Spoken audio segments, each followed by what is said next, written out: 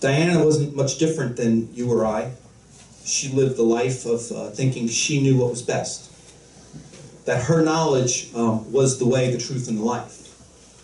And like most of us in here can attest, she made her mistakes. I made my mistakes. You've made your mistakes. Now, she wouldn't have admitted it to you until that day she ran down the aisle to the altar. Even before then, when she was going to church and thinking she was born again, she wouldn't have admitted to you that she was a lying, stealing thief. Right? But then one day, through the message of a preacher, she discovered that it was never about how good she was. You see, when you stand before the Lord Jesus Christ, all that's going to be on this side. God's not interested in your good deeds. He's interested in what's on the other side. Because our God is holy, and He's without sin. And when you realize for the first time, maybe, that you've told lies, and you're a liar, and that you've stolen, and you're a thief. Oh, I've never stolen, Pastor. Well, did you ever cheat on a test? Did you ever download music illegally? Oh, what's the big deal about that? It's all a big deal. Sin is sin. God is without sin. You can't stand with God and be in sin. You'll be consumed by fire. And one day I realized for myself as well, oh my goodness, all my good deeds mean nothing. Because they're not what's stopping me from being with God.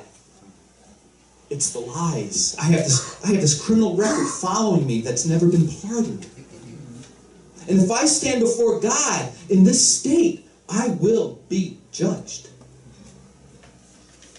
And I don't know where you stand with your faith today, folks. I don't know if you believe in heaven and hell, but I'm here to tell you it doesn't make a difference. Truth is truth. You can believe whatever you want. There's a heaven and there's a hell. And I can tell you right now that Diana would not want to see any of you go to hell.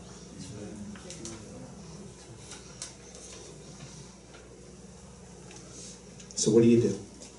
It's not much you can do, right? You're powerless. For all have sinned and fall short of the glory of God.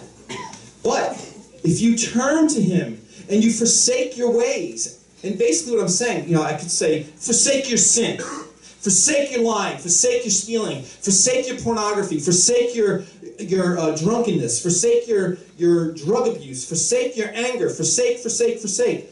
But really all I'm saying is, won't you just turn back to God? That's all repentance is. You see, when you turn back to God and you realize that He actually loves you and wants to save you, you fall in love with Him, all those things fall by the wayside. You see, once I force you to stop sinning, I'm now not giving you the gospel anymore. Now I'm giving you law. You see, when you fall in love, I have to get you in love with Jesus. And when you fall in love with Him, you will no longer desire those things. But you see, if you don't forsake them, you can't depend on Jesus to save you. You can depend on Jesus to judge you by your works, and not the good ones. So I want to just, leave that thought with you today, that the Lord is here at this moment, willing to save you.